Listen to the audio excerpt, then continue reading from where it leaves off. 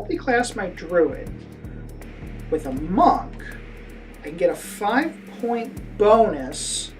I gotta see Appendix 35, which should be right about. Where is Appendix 35? You know, sometimes you just want to jump into an RPG and just go ahead and get it played. While, you know, the books and the charts and everything is really, really fun, it's just not made for get in and go. So today we're going to get in and go and learn about Beneath Nexus.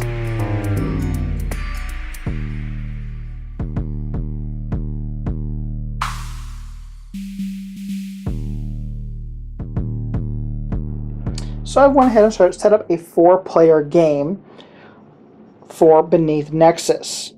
So one person will play the Blight Lord and the other people will play the heroes that are in the game. So each hero is going to either randomly, or you're going to pick however you want to. You're going to pick a hero, you're going to get their associated deck. And then I'm just using these dice to help track their health. But all the heroes start off at a beginning health of 12 points. So everybody's going to get a starting deck. You're going to go ahead and shuffle up your very specific deck. And then you each are going to draw 3 cards.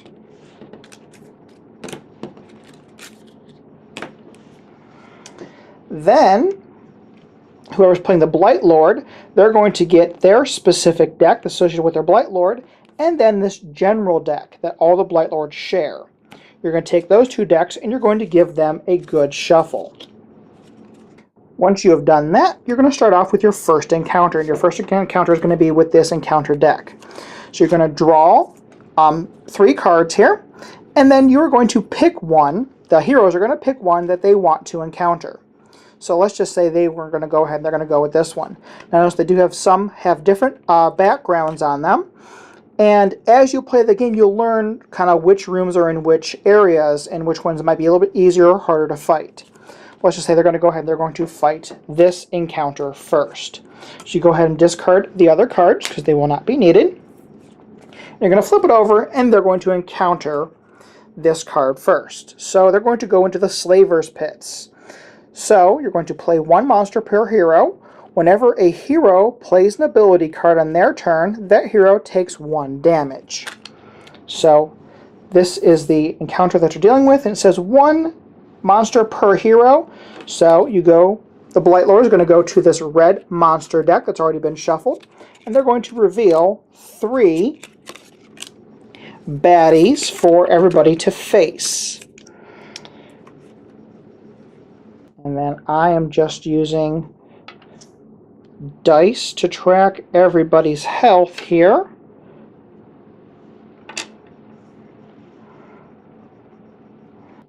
Also, the Blight Lord starts off with a starting hand of 2 cards plus 1 card for each hero in the game.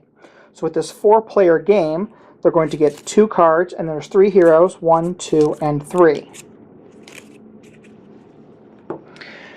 First person to act in any round is going to be the Blight Lord. Now, you can play cards from your hand, or you can play abilities that are on your cards, or as the Blight Lord, he can go ahead and he can activate abilities that are on the monsters. Now, the Blight Lord gets to have 1 action per hero that are in the game. So, in this game, the Sphinx here, he would get 3 actions. Well, what are some of the cards and what are the things that you can do? Well, if you look at the cards here, they have gems on them. They're either green gems or yellow gems. And if it's a green gem, you can play it on your turn and it takes an action. If it is a yellow gem, that's a reaction card and you can all use that on somebody else's turn. Now also on your own card here, he has a white gem, and that's just a passive ability. So that's something that's always active and it's always happening. And then he has 2 regular actions that he can spend an action and do either one of those. And the same thing with the monsters. So he will go ahead and take his turn and do whatever damage he does to the other heroes. Then the heroes take their turn. The way you determine the order of when the heroes go is each of the cards has a speed listed on that. For example, Baltar here has a fastest speed. So Baltar will always go first. Next up, we have Varen here, and Varen is just fast. So Varen would go after Baltar, and then Loach here is the slowest character. So Loach will always go last. In the version that I have, there are actually two fast heroes, and two slow heroes as well. Now, if both the fast or both the slow, or you're playing a full complement and you have everybody in the game, the two fast players will take their turn after the fastest, and then they can choose who goes, and they can alternate that in the rounds. So if the first time Varen wants to go first, and then the other fast player wants to go, they can do that. In the next round, the other fast player can go first, and then Varen can go. However you wanted to choose how to do take the actions. So the heroes each get one action. So they can choose to do what's on their card, or if they want to do what card that they have in their hand, they can choose to do that. Once all of the monsters have been defeated in an encounter, that encounter is over with. So let's just say they defeated all these.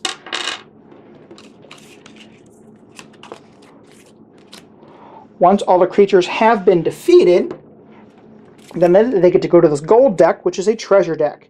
They are going to draw one card for each player in the game +1. And then they get to choose one treasure card for each hero. And they kind of choose amongst them who gets what. So they have some pretty good stuff. They give you some pretty cool, like this is a passive ability. So Wicked Blades, so when you destroy a monster, deal 1 damage to one other monster. That's a pretty cool one to have. Or this Burning Ruby, which costs an action, but once per encounter, deal 4 damage to 1 gem monster. And all the monsters have a red gem at the top of them, so you can see that they are a bad guy. Now there are also these purple cards, which are in the treasure deck, but these are curses. If you ever draw one of the curse cards, one of the heroes in play must take the curse card.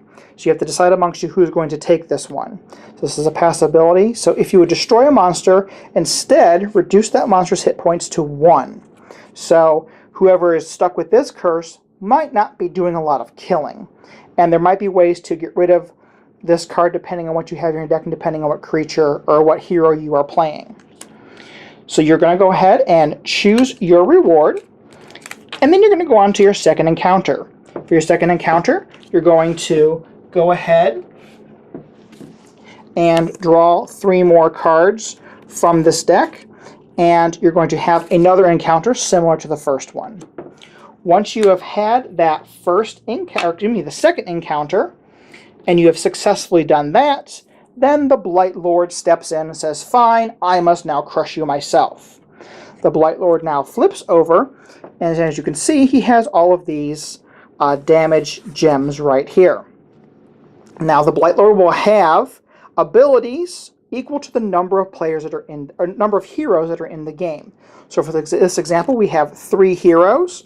So he's going to have the top 3 abilities with the gems, which gives him a total life of 7, 14, 21.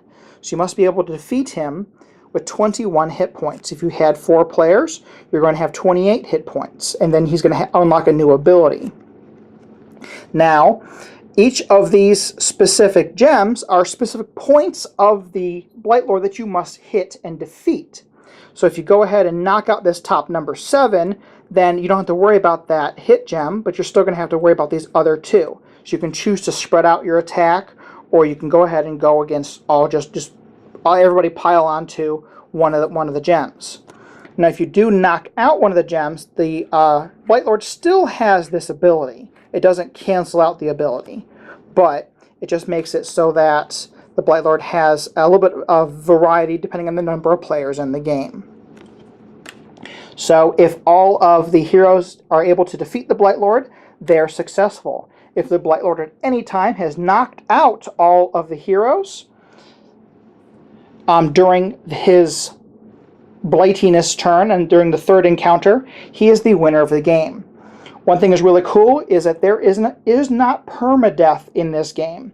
So let's just say that in the first round, Varen didn't make it. Varen went down to 0 life. So unfortunately, Varen does not get to pick a card from the deck for treasure, but in the next round, Varen will come back with 6 health. So you do get to come back after a failed encounter if you're the only one who was knocked out. Or if at least one other hero was able to succeed, you're able to come back from that. If everybody gets knocked out, then the bad guy will win the game. This program is part of the Pathological Nerdcasters Network. Find more at pncn.rocks, where all the geeks come to play. So that is Beneath Nexus. I really enjoyed this one. This one was a lot of fun. This is a really cool game to break out the end of RPG night. If people are still kind of hanging around and maybe some of the group has split off or has already gone home for the day, this is the one to break out if you still have, you know, a good amount of players. So this is something that I would definitely recommend that you check out. This will be on Kickstarter very soon. I'll have a link down below for that, so you can definitely check that out. And as always, thank you so much for watching. Please do not forget to like, share, subscribe, and help support Cloak and Meeple. The subscribe button is right down below. Support link is right over there. And don't forget, I'm part of the Pathological Nerdcasters Network. You can go over to pncn.rocks to find out more about everybody in the network and go ahead and subscribe to them. Thanks for watching. I'll see you in the next video.